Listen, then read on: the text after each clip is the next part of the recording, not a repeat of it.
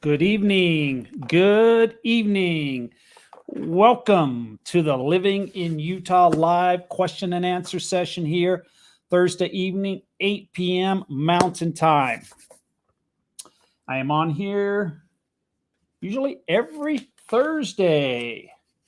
I am a local real estate agent in the state of Utah. And on this Thursday edition, you're welcome to ask any kind of questions you would like. And I will do my very best to answer some of them. We do get some people joining us from other countries, so feel free to ask questions about the United States also if you would like to. I enjoy enjoy questions from other countries. And I just had one. Sometimes people do not like to ask a question because they think that, it's real simple because most people in the United States already know the answer. And that happened the other day, about a week, 2 weeks ago. Someone asked me about driving at a certain time period, and each state does it different. But you, at some point, would have to obtain a driver's license from that particular state. So, but as a tourist or visit or anything like that, it's totally fine. And I do not have an answer why we do not have one driver's license for the whole United States. So, anyways.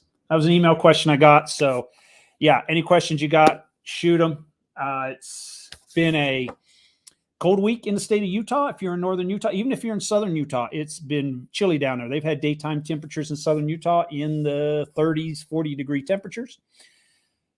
Storm fronts have been coming through Utah. We received snow. We're at my house overnight. Just what I call a dusting of snow. I would imagine it was probably about 1/2 inch to 3/4 of an inch, maybe 1 inch. Not much at all. But we were expecting a big snowstorm that was supposed to come during the commuting hours on the way home, 5, 6 p.m. in the evening.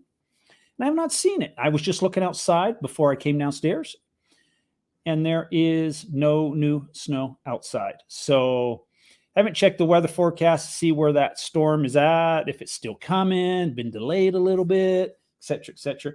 But it was supposed to storm tonight through to tomorrow. So we'll see how that goes. But Happy New Year's to everybody.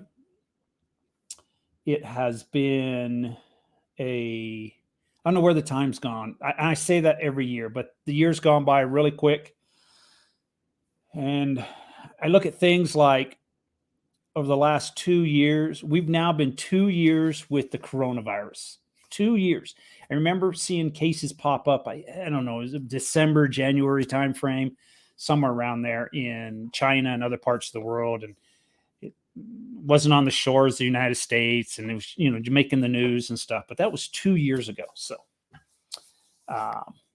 as we talk about the coronavirus, a question that I get all the time is, what's the state of Utah going to do? What are they doing? You're seeing these extreme measures in New York City, and you have to have a vaccination card to get in a restaurant, et cetera, et cetera, et cetera, even for children. So I get the question, what is the United States going to do, or what's Utah doing? So Governor Cox, his answer to it basically is he's just encouraging vaccines and boosters. That is his take on the latest variant of the coronavirus. And he actually, one of the statements that he produced, he said that the new variant appears to have less hospitalizations and the cases are more mild. That was his statement from our governor in the state of Utah. But I guess basically what I take from the whole article is it's business as usual. So that's where we're at in the state of Utah. All right, Evan John, have you personally ever chosen a variable rate mortgage, adjustable rate mortgage? Pretty much about the same thing. No.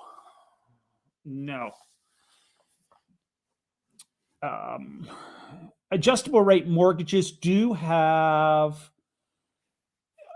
a place in the marketplace. There is a spot for adjustable rate mortgages, but when the mortgage rate is so low, so I guess let me backtrack to the opposite end of the spectrum. Where an adjustable rate mortgage benefits someone is when the mortgage rates are really high and the consensus is that they will go down. Like, say maybe we're at 10%, 15%, something really high or above normal. Then you're banking on the fact with adjustable rate mortgage that it's going to go down, and yours will go down without having to go and do refinancing and get appraisals and pay all this money, constantly refinance.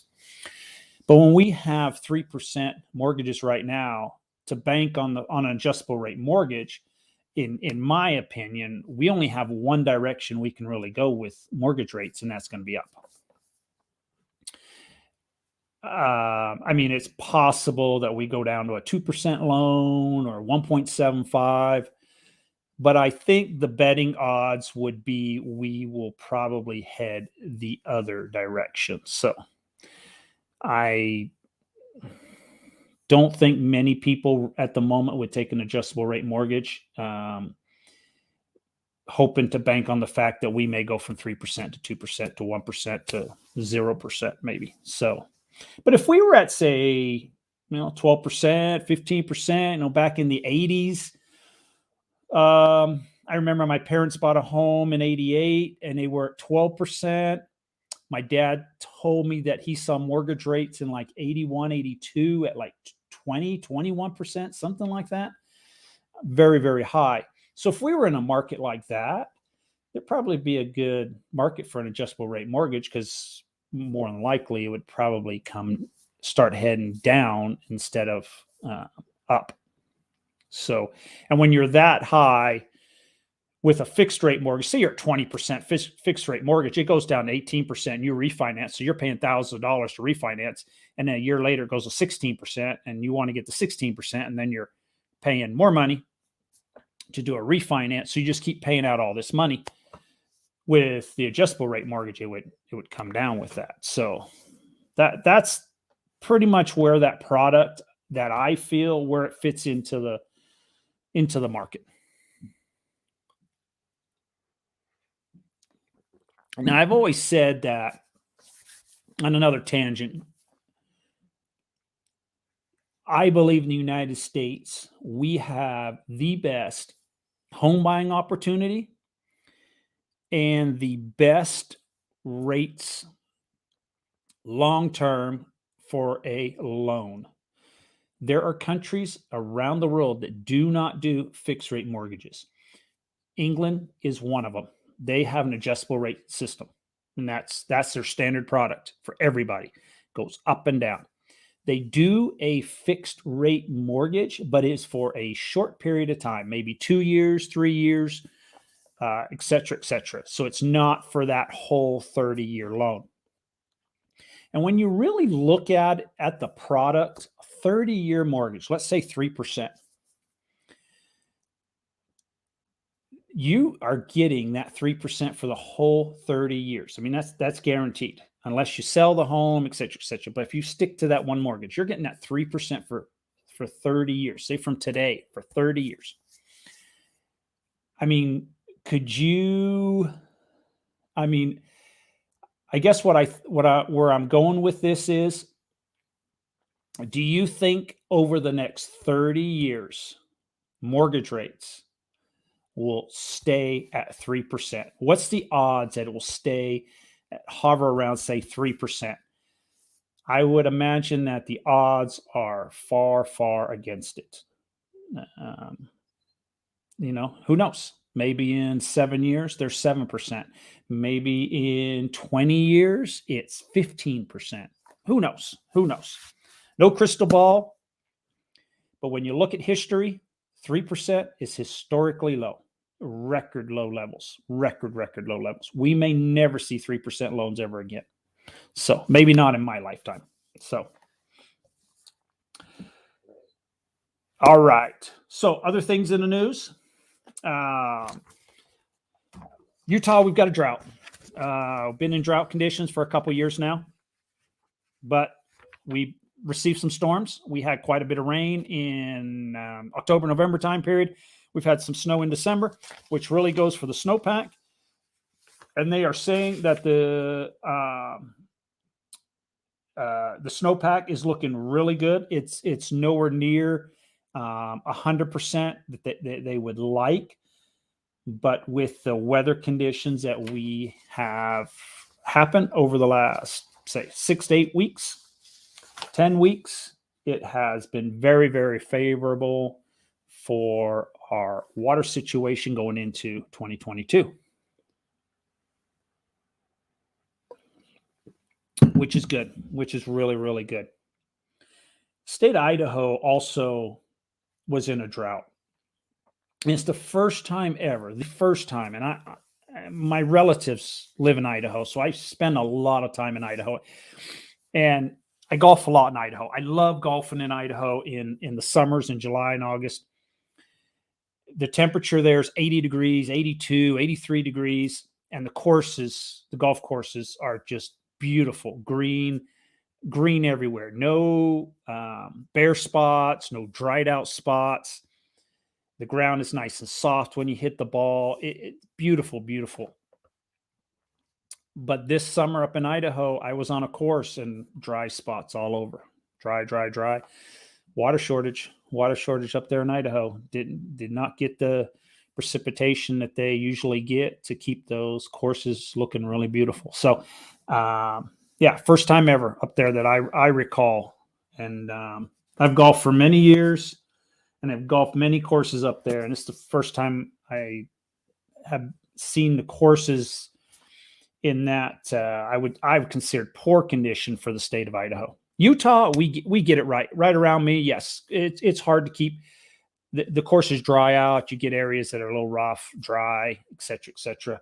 I'm used to it, but not in Idaho. So love golfing in Idaho in the summers. Beautiful, beautiful.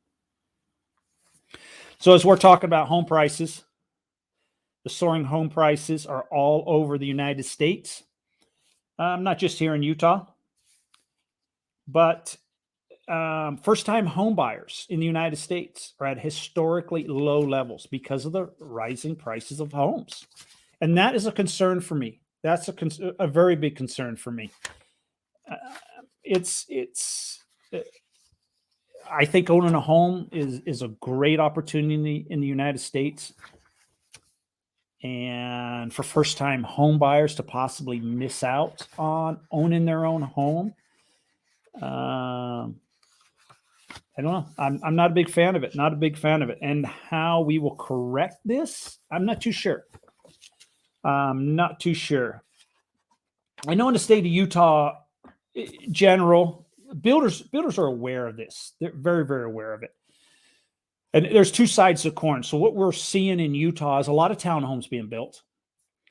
You can get more townhomes on an acre of land than you can, say, one home. Or you take 1 acre of land and you can put 2-3 homes on it. 0.3 of an acre, quarter acre, 4 homes on an acre.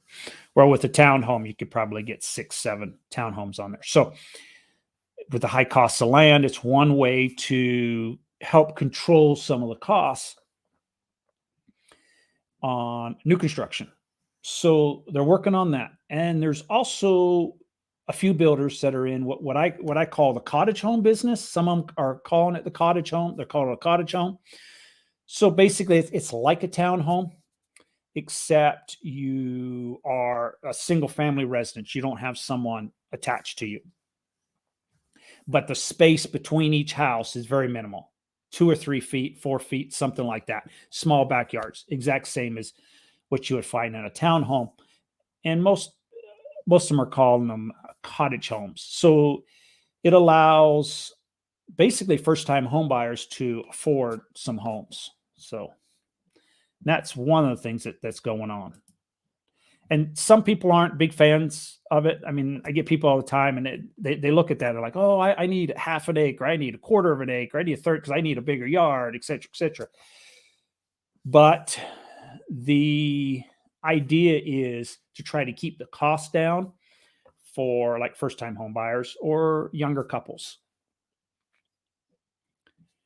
I'd like to know if Northeast Utah has job diversity. I'm thinking the smaller communities would be badly hurt if large defense manufacturers and military did layoffs because of defense cutbacks. Okay, let me take that in a couple of chunks. So northeastern Utah, so when I think of northeastern Utah, I think of areas like Vernal, Utah, some of those areas. And those areas, that particular area has been hard hit lately, actually, probably over the last 3 or 4 years. They relied a lot on oil drilling. So the whole economy on that portion of the state was dependent on oil production. And as we go into the future, there's a big push for electric cars and less oil drilling. And I think that whole area will suffer.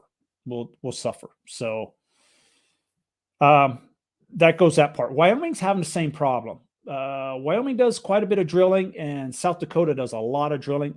There's quite a few people from Wyoming that work in South Dakota with the oil industry, and they're being hit hard. They're really being hit hard now. So as far as smaller communities be badly hurt if large defense manufacturing military did layoffs because of defense cutbacks, yes, that can happen. They could close Hill Air Force Base just like that.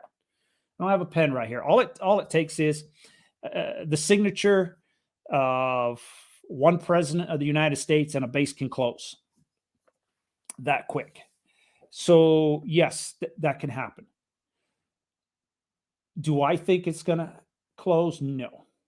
Hill Air Force Base is one of the premier Air Force bases in the United States. And I don't just say that because, I live in the state of Utah. Right now, they've got the F-35 aircraft. They were one of the first bases assigned the F-35 aircraft, the latest fighter jet in the Air Force.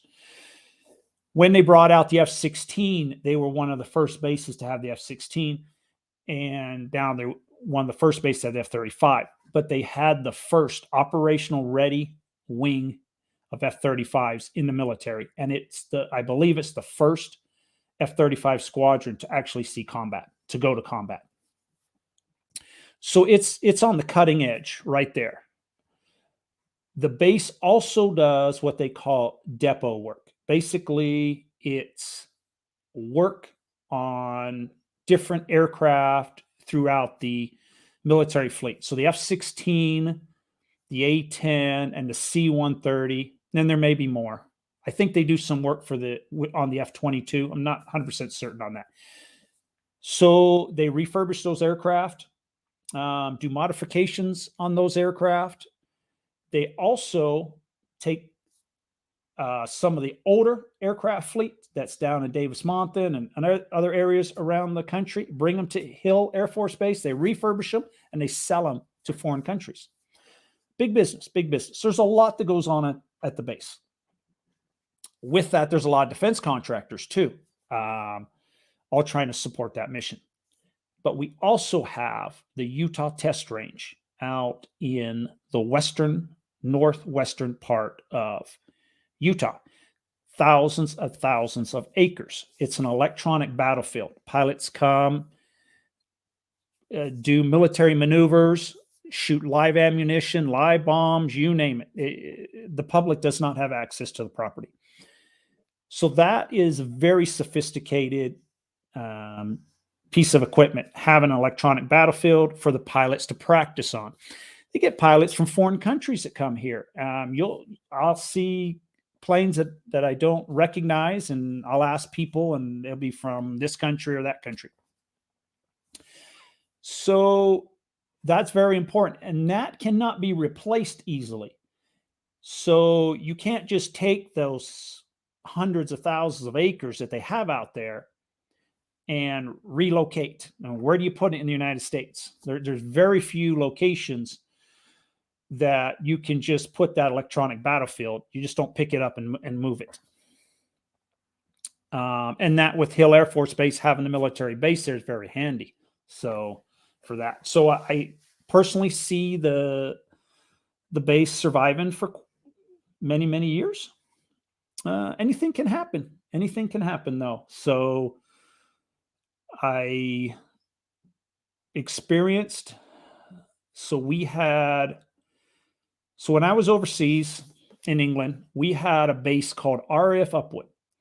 They built a hospital there, state-of-the-art hospital, stockpiled it with equipment, you name it, and literally locked the door.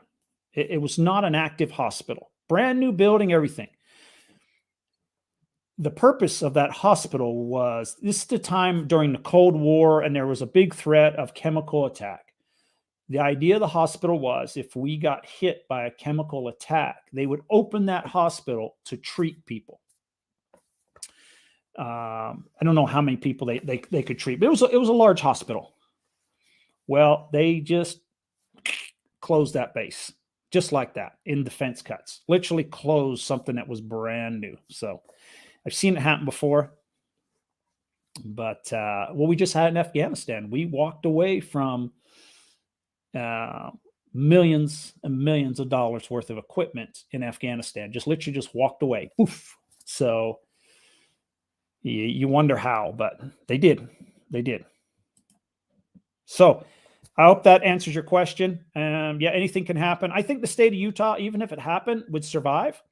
We have so many other industries throughout the Wasatch Front and so many hiring. I don't think that,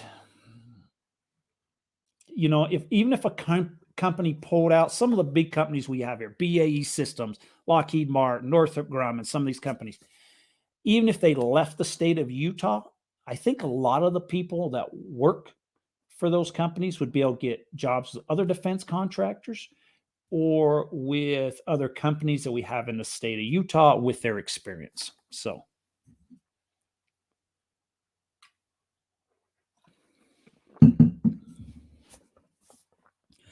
great.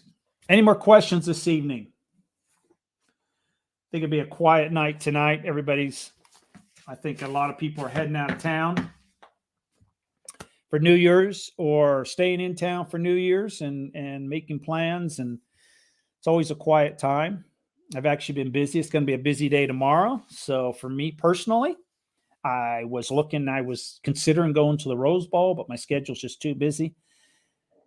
And I've got a rental unit that I've been falling behind on. Me and my brother we've got about 75% of the painting done and probably 50% of the flooring done. So we really need to get on that. We've been working on that for about 6 to 8 weeks. So here and there, and then Christmas comes and we haven't had a chance. So we're going to try to tackle some of that tomorrow and Saturday in between what other things I've got going on. But any more questions on this? Still waiting to find a job in my field, hopefully in Utah. Until then, thanks for keeping us informed.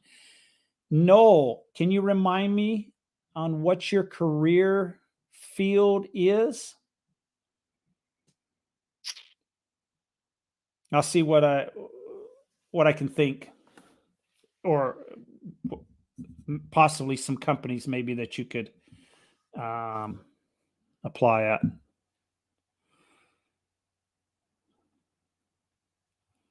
I think the state of Utah pretty much is hiring for just about every career field that it seems like.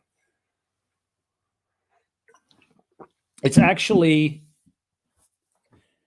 the hiring situation is so bad that today I drove by so I drove by a billboard, and normally on a billboard, you'll see like a plumbing company that says, call us, we'll come fix your sewer, your leaking faucet. They spent the whole board with an ad saying, now hiring, start your career as a plumber, et cetera, et cetera. And I just was taken back by that. Their billboard space trying to hire plumbers. Hydroponic production, fruit and vegetables. Big research being done at University of Utah. Oh, okay. Okay. Is there a chance you can get a job at the University of Utah? The other question I've got about that would be too, what about Utah State University? They're a big ag school, and would they have any opportunities up there? They're an agricultural school, so I don't know if that would have any opportunities. But to me, it always seems like the University of Utah would probably be hiring. They're a big organization, very big organization. So,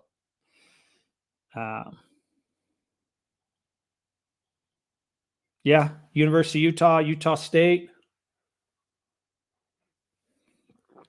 Boy, I can't think of anyone else.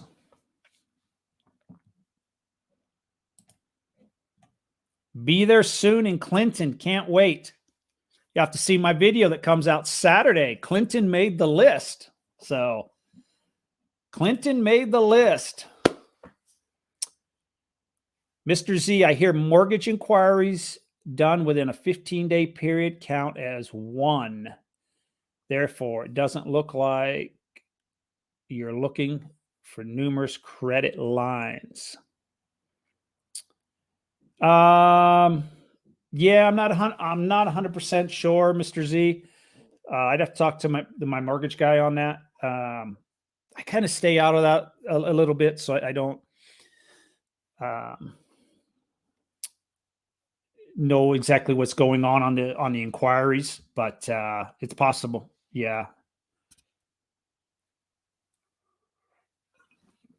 I hope to get my mortgage guy on here on a Thursday night. He was talking about it a couple weeks ago, and we had a long conversation about it.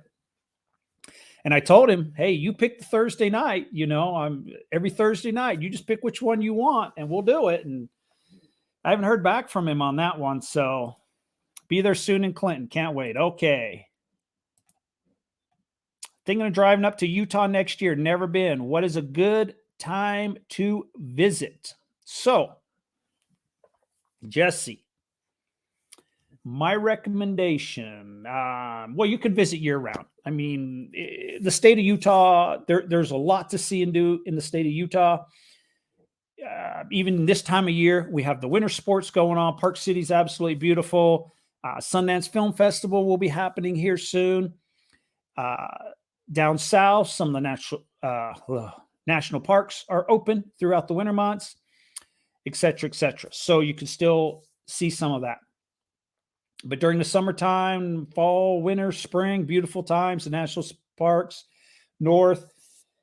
One thing that I recommend, if you are visiting from a long distance away, like Texas, Florida, New York, take a few extra days and see the whole region. You've got Las Vegas, if Las Vegas entertains you. You've got the Grand Canyon, the national parks in Utah, northern Utah. You've got beautiful, Idaho's beautiful. Montana is beautiful. Jackson Hole is beautiful. Yellowstone National Park. So Yellowstone National Park, Grand Canyon, and the parks that we have in the state of Utah are, in my opinion, probably the best national treasures that we have. No doubt. Yellowstone, every time I go through Yellowstone, it never gets old. When I go to the Grand Canyon, when I go to Zion National Park, Arches National Park, it never gets old. The beauty is there. So if you get a chance, take and see the region, as they say. I wouldn't recommend, say, like Montana or Idaho during the winter months. It can be brutally cold, and the snow will drift, and it can be really difficult driving. So Great areas, great areas. What tax write-offs can you deduct on a house? Well, as far as I know, mortgage interest is about it. Um, and that's a tough one these days too. With the standard deductions being raised so high, or so high, but higher than what they under the Trump administration, he raised the standard deduction. And with mortgage rates so low, sometimes your mortgage interest may not add up to what itemized deductions would. So spring, April to May, good time to come to. Yeah, Teton, great place. Do you know any plumbers in the Salt Lake area? I'm sure I do. I just don't have my phone down here with me. But shoot me an email. I'm sure I can definitely recommend somebody for you. I'd like to see mortgage professionals and real estate investors on your channel. Cool. Well, I'm a real estate investor, so I'm actually part of the largest real estate investor club in the state of Utah. So I do have an extensive knowledge. If you got anything on real estate investment, I definitely would. I personally own rentals. Actually, I own property from the residential side to the commercial side, and I am currently going through a commercial development now. We are doing planning and zoning at the moment, trying to get city approval, et cetera, et cetera. And we will, if we can get that approved, we will hopefully start construction sometime next year on a large commercial project. So, well, large for me. And it's not a big 100-unit apartment building, but it's large for me. It's a 7-figure deal. So, correction, according to Home Buying for Dummies, when rate shopping your mortgage, credit score counts multiple inquiries in a 14-day period. Oh yeah, you're correct. Yeah. Booked Yellowstone for end of May next year for 3 nights, 2 nights in West Yellowstone, 1 night inside the Park Canyon. Yeah, beautiful. Beautiful. Love Yellowstone. As you head up that direction, if you're going to head up through Idaho Way, you can go Idaho, you can go Wyoming. But if you're going up through Idaho, you go through Island Park. Another great place to stop. It's got like the longest main street in the United States. And great area, great recreational area right there. Yeah, Yellowstone's it's beautiful, just beautiful. I'm a plumber looking to relocate to Salt Lake City. Oh, you are a plumber. Oh, okay. Plumbing jobs. I was just saying about 5 minutes ago, I saw a billboard advertising for hiring. They're hiring for plumbers. Normally on a billboard, it's always plumbing companies, saying, we'll come fix your toilet, your sink, et cetera, et cetera. And they are actually hiring for plumbers. So such a shortage, real big shortage. So whether you're a commercial plumber, residential plumber, always a need.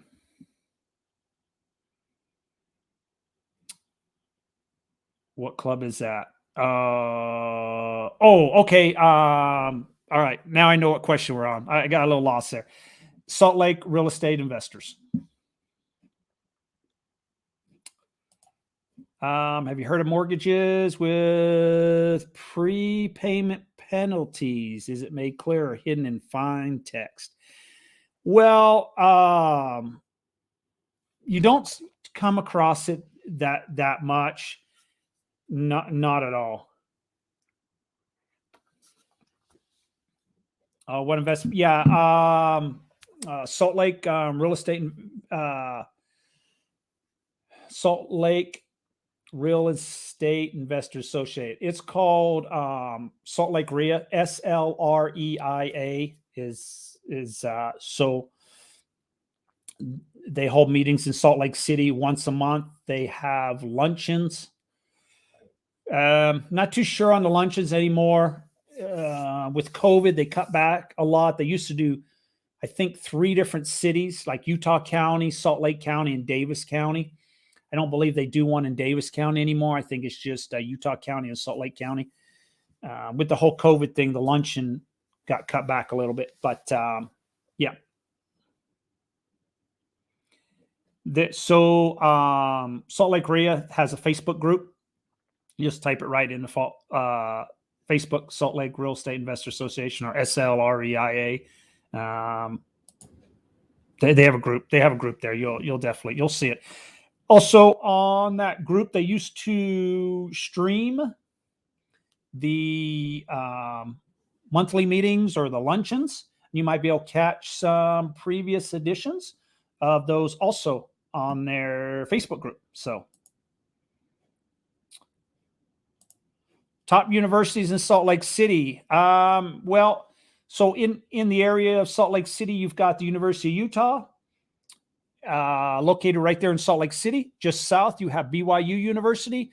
You have Utah Valley University, right next to BYU University, just down the road.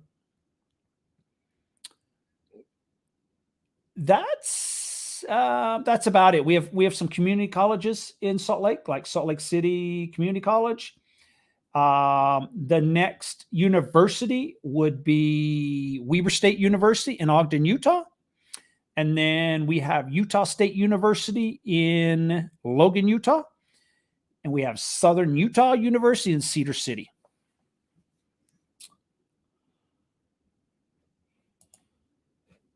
Please explain points on a mortgage. You don't see points on a mortgage anymore. Not much anymore. So it used to be X amount of, basically a point was, 1 point was like 1%. So is what you would pay. So if it had 1 point, if it was like 1 point, it was like 1%. So do you think Utah will get the 2030 Olympics? They're going to throw I believe they're going to throw their name in at 2030. They're juggling that a little bit with the 2028 Olympics going to LA. There's some controversy whether or not they want to put their name in for 2030. If the Olympic Committee will, they like to move it around the world, the different Olympics. So they're not too sure if their chances would not be as good in 2030 because of LA having it in 2028. Would they want the Winter Olympics in the same country? But I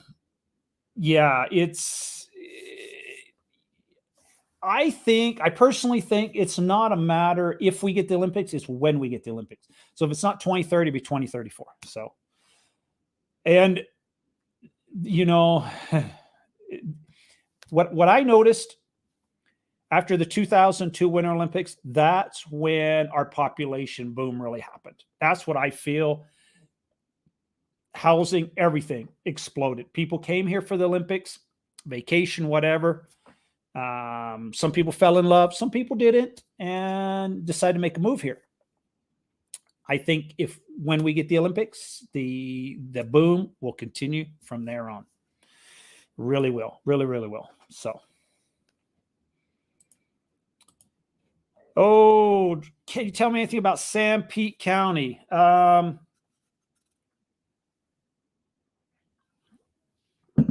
really don't know a whole lot about Sanpete County. It's a county that is it's a rural county in Utah. It's in the southern part of the state. And it's not a huge population, et cetera, et cetera. So as far as like pros and cons, so the pros would be some people like to live where there is little population. The cons to that are how far you have to travel for amenities, groceries, hospitals, car dealerships, movie theaters, et cetera, et cetera. Can be a distance. So that would kind of like be the con as opposed to like the pro of living for some people who like to live in a less populated and And I'm not saying that as a negative. My father-in-law lives in Idaho. He's an Idaho farmer. They live like 8 miles outside of a small town, and that small town has a little small grocery store and a little gas station. So it's small, but it's beautiful out there where he's at. Absolutely beautiful. You got the Tetons in the background. I mean, you're right over the Wyoming border right there. You can go up in the mountains right across. And sometimes when I go up there, the lifestyle up there is the small town feel. It's definitely something to consider. I don't know if it's for I don't know if it's for me. I mean, my wife would move back there probably pretty quick. I'm used to the amenities of bigger cities, being right down the road from Costco's and movie theaters and restaurants, and just being able to say, let's go to dinner. And for my father-in-law to like pretty much go to dinner, they have to go into Idaho Falls, which is an hour drive one way. So, and it's difficult at his age right now. He's 89 years old. He travels 1 hour. He has to travel 1 hour in Idaho Falls for doctor's appointments. That's the one drawback, but absolutely beautiful, has no neighbors. Pretty much do whatever you want, et cetera, et cetera. It's a nice lifestyle sometimes. So I do enjoy it. I'm torn between the city life and the country life. So.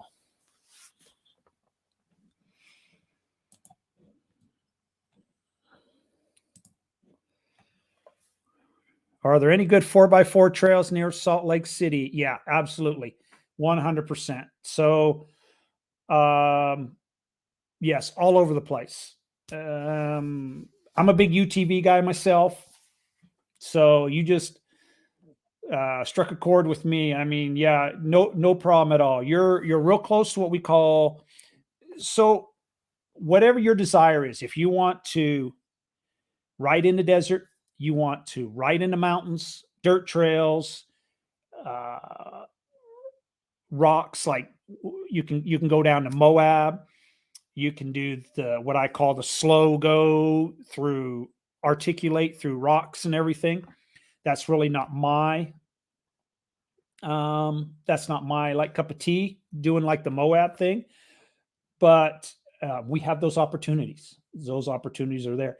And being in Salt Lake City, you're real close to what we call Sand Mountain. It's a recreational area that is full of sand. So if you enjoy riding in the dunes, boom, right there. Absolute blast. So I enjoy the desert.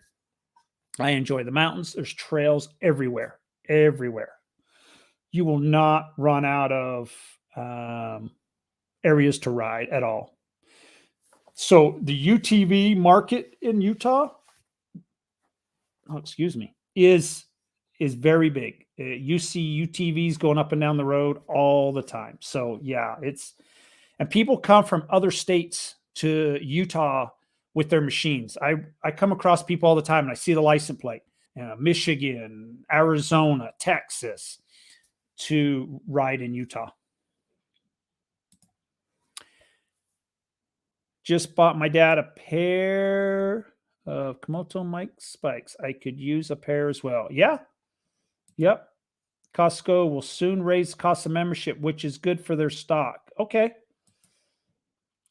I'm a member at Costco. I'm a member of Costco and Sam's Club, actually. I heard today Utah raised a record amount of taxes this year. I think close to $14 billion. How do you think the money will be used? Well, I guarantee they're not going to give me the money. Yeah, I did read that also. I think, I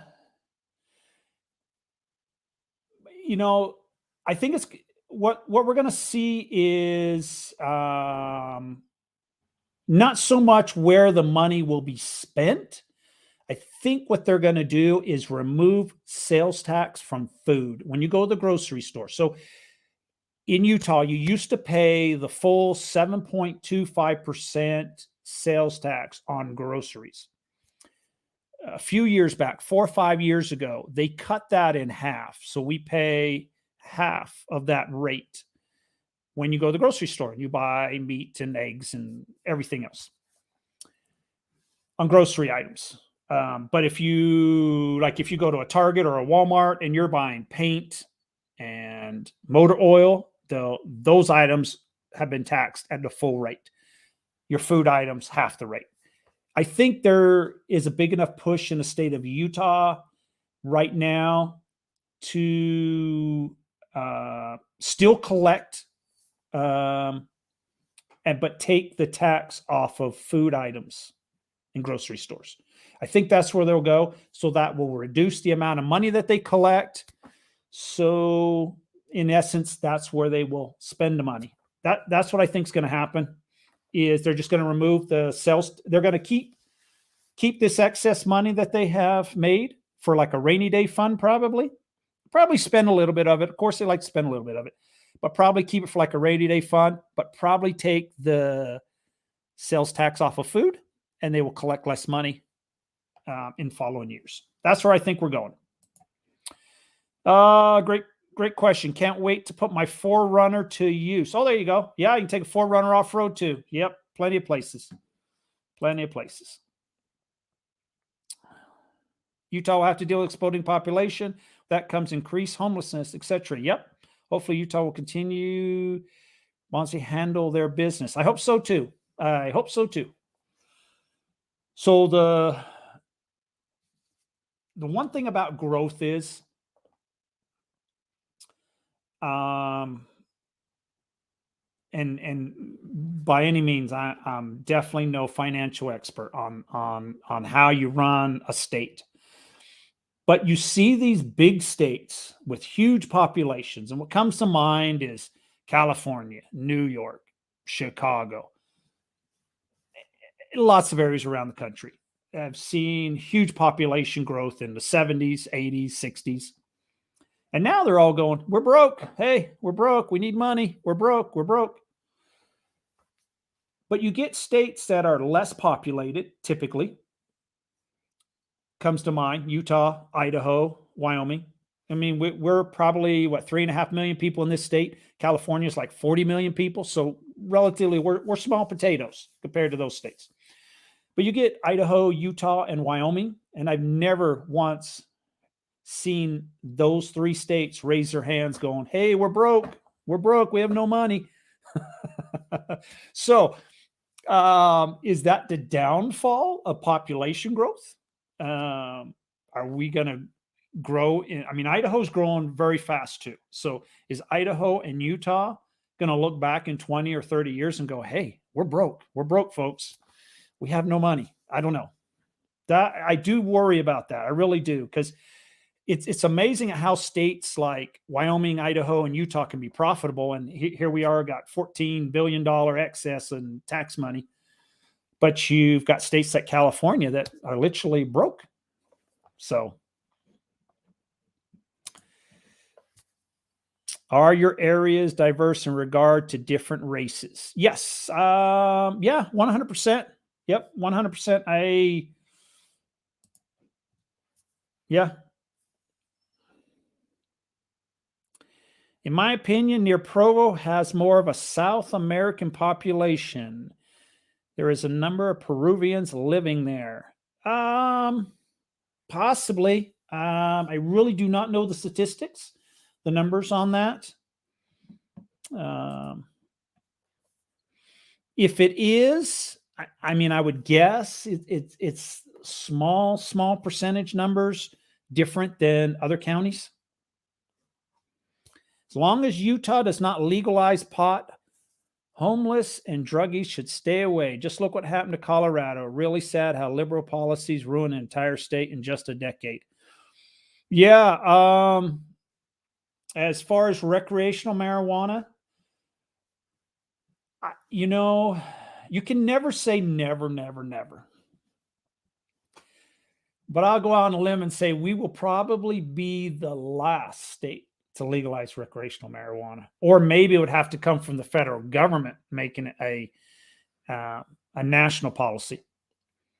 The state of Utah, and this is something controversial too. That I'm going to go off on another tangent too with that. The state of Utah, um, we're a family-oriented state. That's what I consider it, family-oriented state. So family is very important, and along those lines, education, et cetera, a lot of other things fall in line. That the state legislatures do a great job in keeping it online. So, being a family-oriented state, the idea of recreational marijuana, I think, would have a tough sale in the state of Utah. Also, and another point to kind of prove that point, a few years ago, and this was controversial, Utah went to a DUI limit of 0.05, the lowest DUI limit in the United States. And I don't know if any state has followed suit, but when that happened, there was a lot of press. Nobody's going to move to Utah. People are going to leave the state. You take some cough medicine and you just failed a DUI test, et cetera, et cetera. The list went on and on and on and on. And I thought about it for a moment, and I thought, it's a good, it might be a possibility. Less people may move here, and et cetera, et cetera. Maybe people live out of the state, and I might have to look for a different job. But on the flip side, then I looked at the bigger picture. And when you realize that family is very important and we're a family oriented state, kind of fits with those values.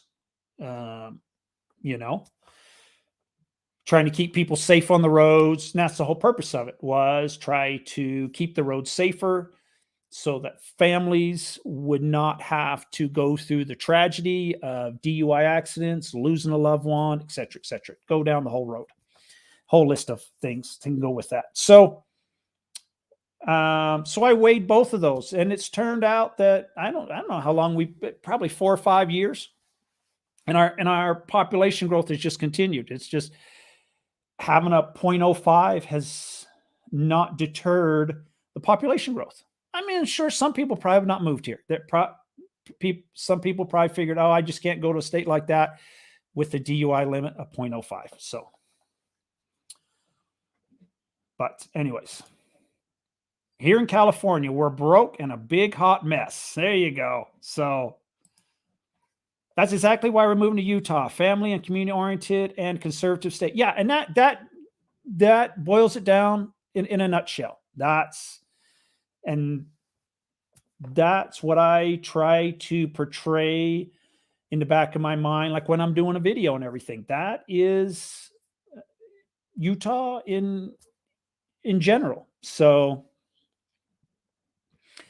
I talked to, this was about 4 months ago, and I talked to somebody that was moving from Miami, and I said, when I think of Miami and I think of Utah, I mean, I see two different situations. So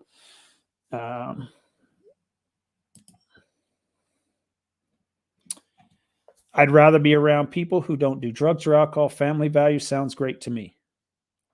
Yeah, and that's how I am. That's how I am. So I enjoy where I live. I love the state of Utah. So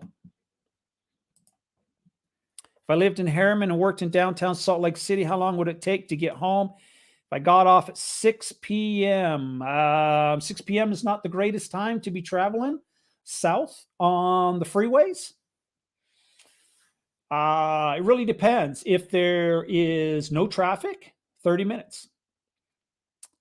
No, from downtown Salt Lake, you're probably a little bit further, maybe 35 minutes to 40 minutes if there's no traffic.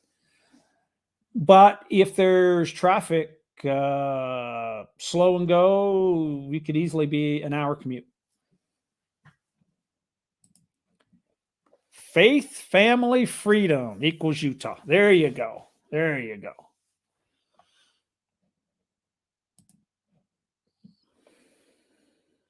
I was reading homes will continue to increase in 2020. Yes, they're predicting the Salt Lake City market, this whole market right here, will increase in 2022. So, therefore, young adults need to make a decision to get educated and earn a plausible degree or move to another state. Well, as far as moving to another state, if we're talking about a home purchase, there's a lot of states right now that it's tough. Just about every state that I'm aware of, and I talk to other real estate agents in other states, the common thing is prices have just increased and increased. So I'm not too sure where you would move to. I mean, there are states that you can still buy a home for say $150,000, but do they have the jobs to go with it? That's the question. And usually you find that they don't have the jobs to go with it. People also would like a nicely paid job to go with it. So I know there's places in Wyoming that you can purchase homes very reasonably, but you'll find people working jobs in those areas that are making $8-9 an hour easily. So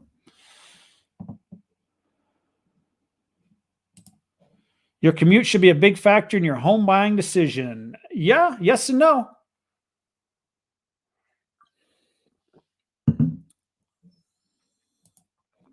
Thanks for all the wisdom, Mike. Happy New Year. Happy New Year to you also. And I think you'll do just fine in Clinton, Utah. I lived in Clinton, Utah one time. So great town. Any more questions this evening? It has been 1 hour, a lot longer than I thought for New Year's Eve. Well, day before New Year's Eve, I should say, et cetera, et cetera. We have rundown mobile homes for sale for $150,000. Wow. And then you have to pay the lot rent on top of that, I assume, more than likely. Sold any homes in Suncrest lately? I have not.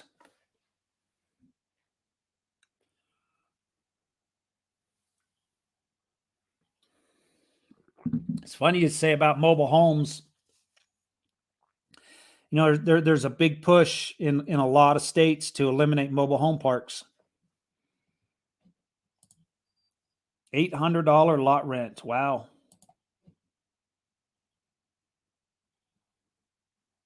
Yep. Happy New Year there, Mr. Z. I still can't believe how fast this year has gone by. Remarkably fast. Remarkably fast. Remarkably fast. So it just seems like the other day when COVID first hit in the United States, it was like March, April time period. And it rings in my mind, the real estate market just dumped. I mean, nobody wanted to list their house. People didn't want to go see houses. And all we were hoping for was the summer months, because they said when the temperatures rise, it's going to kill the virus. So we were all waiting for the summer months to come on, the 90, 95 degree temperatures to kill the virus. And off we went. And it was going to be I guess, a 2 or 3 month long virus. Well, that didn't happen. The summer heat did not kill the virus. Thank you for your time. You're welcome. Enjoy California there. And I say that positively. I mean, I like the state of California. I may kind of make comments about the state of California, and I say that the governor is going to ban me from California, but we love to vacation in California. So we vacationed before COVID. We used to go to California once a year, at least once a year, if not more. Big horse racing fans. We used to go to Santa Anita, Del Mar. We've owned shares in horses that has raced at Los Alamitos. So we used to go down to Los Alamitos to watch the horses race. So, we enjoy the state of California and have enjoyed the state of California. So, but as far as living in the state of California, it's probably not for me. It's definitely not for my lifestyle, et cetera, et cetera. But I will always visit, and it'll always be in my heart, California. And, fantastic scenery and some fantastic places that we've spent in California. Some great times. So this Latina is ready to move in 2022. Yeah, there is a big push. It's not just California. I am seeing, and I don't really have any evidence, statistics to back this up, but it seems to me that people want to leave blue states and move to red states. So I don't know where this is going. I don't know where this is going, but I talked to a lot of people not only from California, from areas like Seattle, Portland, Chicago, New York, New Jersey, just to name a few. And the theme is the same. We want to leave blue state to a red state. I don't know if this is something that's temporary, that is just here for, maybe a year or two, or is this a long-term deal where we're going to see people leaving the blue states to red states? Don't know. I don't know. Leaving California end of January. So I don't know if this is a short-term or a long-term deal, but every month I run into people, and that's, and I always ask the question, what brings you to Utah? And it used to be always, I got relatives that live there, or I just accepted a job with such and such company. And now it's, I want to leave blue state. I want to leave. I can't deal with the policies anymore, et cetera, and I want to leave. And it's changing.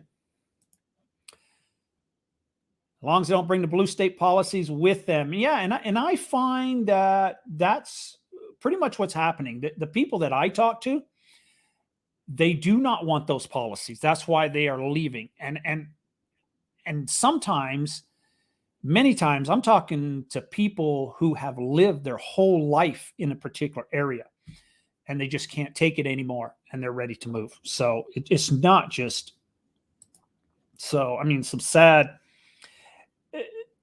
sometimes sad situations. So there's a man I talked to, he's retired, born and raised in Portland, worked in Portland, retired in Portland. His daughter lives in Utah. He's had enough. So we had a conversation. He's moved to Utah. He's living with his daughter, and he's trying to make the decision. Is he going to stay in Utah, or is he going to go back to Portland? But he sold everything in Portland, but he just couldn't take it anymore. I can't remember the exact numbers, but he said this year there was like 200 some police officers that have left the police force, retired, gone to other states, et cetera. He says it's not safe to eat, go downtown. He doesn't feel safe. He's heard at where there are certain neighborhoods where when the police are called, the response time is very, very slow because the police do not want to be in those neighborhoods. And he left. And to me, it was just a sad situation. He born and raised in an area, it probably never intended ever leaving, and he has left. So I don't know. It's heartbreaking sometimes. Me too. Suggestion: put some interesting things. Reading too fast. Put some interesting things Utah-based behind you during your live chats. If you spark some curiosity or give people a more personalized feel for your channel, maybe skis, Utah antiques. Okay, I'll take that. I will do that. Maybe I will move my location to a room where I don't have the fireplace behind me, and I can then put something on the wall. I will look at doing that 100%.